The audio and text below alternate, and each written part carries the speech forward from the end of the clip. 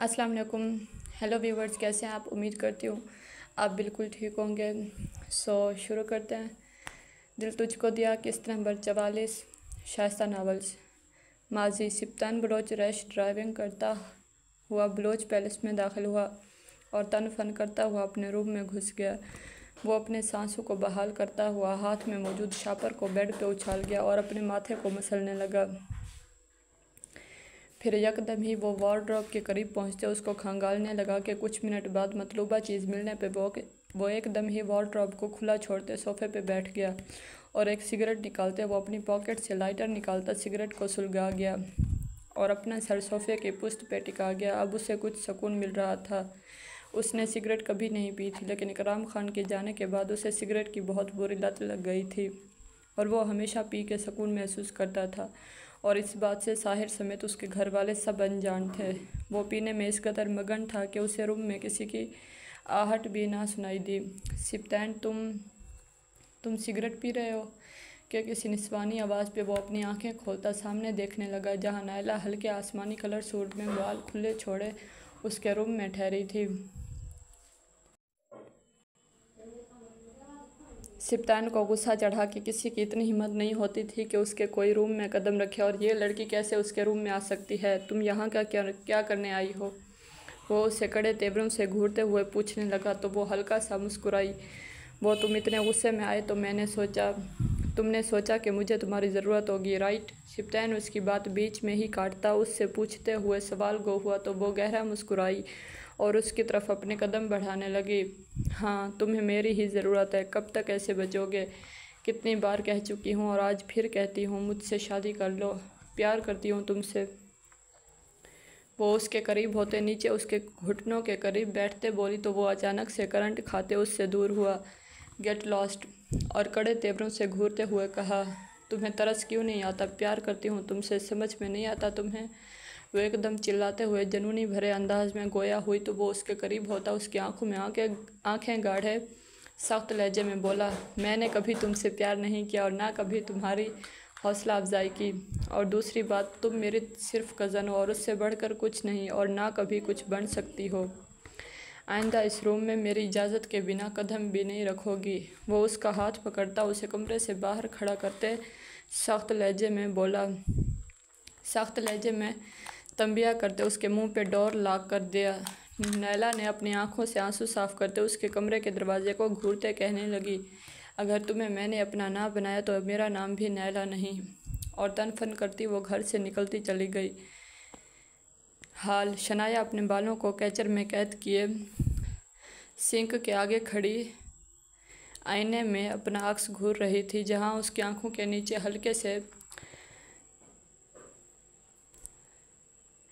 हल्के से पड़ गए थे। उसने शिद्दत से आंखें मीचते इन लम्हों को याद किया जहां वो और सिप्तान थे। शनाया थी और उनके बीच कुछ भी ना था, ना दूरियां और ना कोई तीसरा इंसान और ना कोई रिश्ता। वो खुद को संभालती खुद पे एक नज़र डालती वॉशरूम से बाहर निकल आई और ड्रेसिंग टेबल मिरर के सामने ठहरते कंघियाँ उठाते अपने बालों में फेरने लगी कि उसे मोबाइल की रिंगटोन सुनाई दी तो वो अपने बालों को खुला छोड़ते टेबल के करीब आते फ़ोन उठा गई, जहाँ कोई अननोन नंबर जगमगा रहा था। तो वो कॉल काटती मुड़ने लगी कि फिर से मोबाइल बजने लगा तो वो मोबाइल उठाती हाथ में मौजूद घड़ी में टाइम देखने लगी, जहाँ इस वक्त रात के 9 बज रहे थे। इस वक्त भला कौन हो सकता है? वो हैरत से बड़बड़ाती हुई दोबारा कॉल काट गई और मोबाइल को दोबारा टेबल पर रखते और बालों को चुटिया की सूरत में बांधते वो बेड के करीब पहुंची कि फिर से मोबाइल बजा कि वो दांत पीसती मोबाइल उठाते कान से लगाते सख्त लहजे में कह गई, क्या तकलीफ़ है? क्यों बार बार फ़ोन कर रहे हो? बहुत तकलीफ़ है, अब रहा नहीं जाता। कि दूसरी तरफ से सिप्तान की आवाज़ सुनते वो कुछ लम्हों के लिए थम सी गई और जब बोली तो बिल्कुल आरी लहजे में, कोई जज्बात कोई एहसासात ना थे। 3 साल तो रह लिया था ना, तो अब भी रह लोगे? तब भी तो मैं नहीं थी, अब भी कोई फ़र्क नहीं पड़ेगा। पड़ता है फ़र्क, कैसे समझाऊं? बस इतना कहूँगा, मर जाऊँगा यार, मत करो मेरे साथ ऐसा, लौट आओ प्लीज़।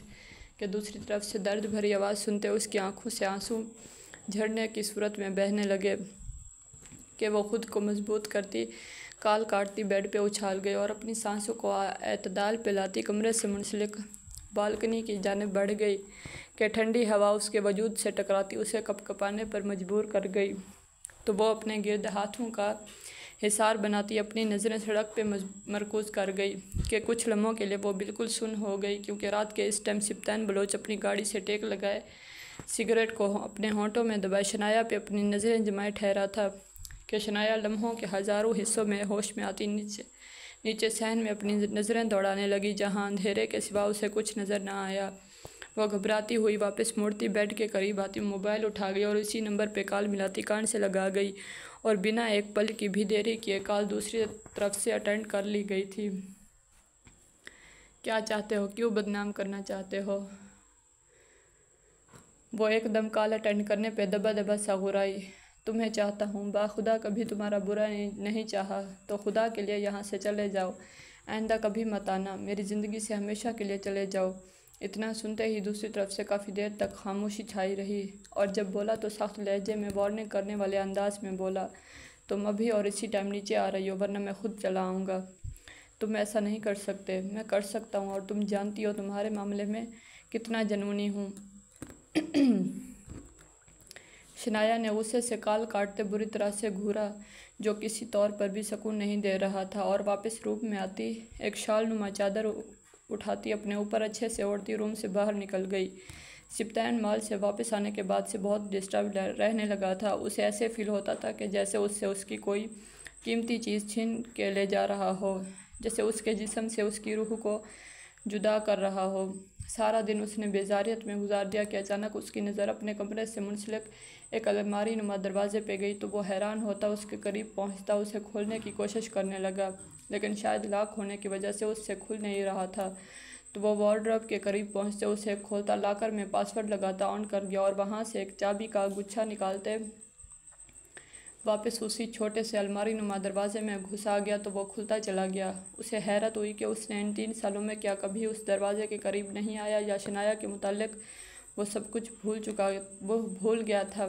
وہ اس الماری کو آرام سے اوپن کرتے اندر داخل ہوا جہاں اس سے آگے ہی ایک بڑا سا پردہ لٹک رہا تھا۔ وہ اس پردے کو سائیڈ میں کرتا اندر داخل ہوا جہاں پورا کمرہ بلو اور ریڈ کمبینیشن میں لائٹس چمک رہی تھی۔ وہ ایک چھوٹا سا کمرہ تھا، اس کمرے کی ساری دیواروں پہ شنایا کی تصویریں تھیں، جہاں پر کبھی وہ ہونٹوں میں پین دبائے بیٹھی تھی تو کہیں وہ ہنس رہی تھی، ایسے کئی مختلف تصویریں تھیں۔ تو وہ ایک تصویر کے سامنے جا کھڑا ہوا جہاں وہ اپنے باہوں کو پھیلائے آسمان کی جانب اوپر منہ کیے ہوئے تھی اور وہ ان لمحوں کو یاد کرتا مسکرا دیا۔ کیسے تمہیں کسی اور کا ہونے دوں؟ میرے لیے آسان نہیں ہے، میرے لیے تم میری روح ہو، تمہارے بغیر میں ایک زندہ لاش ہوں۔ وہ اس کے چہرے پہ ہاتھ پھیرتا جنونی لہجے میں بولا اور لمبے لمبے ڈگ بھرتا اس روم کو پہلے والی حالت میں لاتا اپنے کمرے سے نکلتا چلا گیا اور پورچ میں اپنی گاڑی کو نکالتا شنایا کی گھر کی طرف موڑ گیا۔ وہ اب فیصلہ کر چکا تھا کہ اب اسے کیا کرنا ہے۔ اس کے گھر کے قریب پہنچتے وہ گاڑی سے ٹیک لگائے سگریٹ سلگا گیا اور ایک گہرا کش لگائے شنایا کو کال ملا گیا۔ اس کے بار بار دھتکارنے پہ اس کا دل بہت بری طرح سے ٹوٹا تھا، لیکن وہ ایسے ہمت نہیں ہار سکتا تھا اور اگر اپنی انا کو بیچ میں لاتا تو شنایا کو ہمیشہ ہمیشہ کے لیے کھو دیتا، اور اسے شنایا ہر چیز سے بڑھ کر عزیز تھی۔ اور محبت میں بھلا انا بھی ہوتی ہے؟ ہرگز نہیں، قطعی نہیں۔ اور جہاں انا ہو وہاں بھلا محبت کا کیا کام؟ وہ اسے تحمل سے سمجھانا چاہتا تھا لیکن وہ بار بار اس کی کال کاٹتی اسے غصہ دلا گئی تھی تو وہ اسے ایک دھمکی سے نواز گیا تھا اور وہ جانتا تھا کہ وہ لازمی اب نیچے آئے گی۔ کچھ منٹ بعد شنایا ایک بڑی سی چادر میں خود کو چھپائے اس کے سامنے موجود تھی۔ کیا چاہتے ہو؟ کیوں بلایا ہے؟ وہ اس کے سامنے کچھ فاصلے پہ ٹھہری کچھ گھبرائی سی پوچھنے لگی۔ وہ بار بار خوف سے پیچھے مڑ کے دیکھ رہی تھی۔ سبطین آس پاس سب کچھ بھلائے اسے دیکھنے میں محو تھا، جبکہ اس کے اس طرح دیکھنے پہ اسے پہلی بار سبطین بلوچ سے خوف محسوس ہو رہا تھا۔ کچھ بھی ہو لیکن تھا تو اس کے لیے نامحرمی۔ جو کہنا ہے جلدی کہو۔ وہ اس کے ہونٹوں کی جنبش پہ ہوش میں لوٹا اور اپنی بے خودی کو کوستا وہ 2 قدم اس کے قریب ہونا چاہا کہ وہ اس سے بدک کے 2 قدم مزید دور ہوئی۔ اس کے چہرے پہ خوف دیکھتے وہ ہاتھوں کی زور سے مٹھیاں بھینچ گیا اور جب بولا تو آواز کافی भारी हुई थी, जैसे अपने बहते आंसू को अंदर उतारा हो। गाड़ी में बैठो, कुछ बात करनी है। नहीं, आप यही कर लें जो भी बात करनी है। शनाया, इस तरह बाहर ठहरना मुनासिब नहीं है। मुनासिब तो आपका यहाँ आना भी नहीं है। वो उसकी बात बीच में ही काटती उसे लाजवाब कर गई, तो वो अपने गुस्से पे काबू पाता ज़रा नरमी से बोला, तुम इकराम से शादी के लिए सुबह अपने बाप को इनकार कर दोगी? उसकी बात सुनते शनाया ने हैरत से सर उठाते उसकी जानिब देखा, जो उसी पे अपनी नज़रें जमाए ठहरा था। क्यों? मैं क्यों करूँगी इनकार, और किस लिए करूँ इनकार? वो उसे कड़े तेवरों से घूरती सवालिया हुई। मेरे लिए? सिप्तैन ने दो हरफी जवाब देते उसके करीब एक कदम बढ़ाया। क्यों? वो आपकी मंगेतर कहाँ गई जिसने आपको मुझसे दूर किया? आप उसी से शादी करने जा रहे थे। आप कैसे भूल गए? जिसने मुझे जान से मारना चाहा, आप उसी से शादी करने जा रहे थे, तो अब क्यों आए हैं? और भूल है आपकी कि मैं इकराम खान से शादी के लिए अपने बाप को या उसे इनकार करूंगी? मेरी शादी होगी और इकराम खान से ही होगी। आप अब मेरी लाइफ में कहीं भी नहीं हैं। जबकि सिप्तैन पे हैरतों के पहाड़ टूटे। क्या सिप्तैन की यादाश्त जाने की वजह नाइला थी? उसके माथे की रगें फूल गई थी। गुस्से से उसका चेहरा सुर्ख पड़ने लगा था। वो 2 कदम करीब होते शनाया को कंधों से जकड़ते अपने करीब करता घुराया,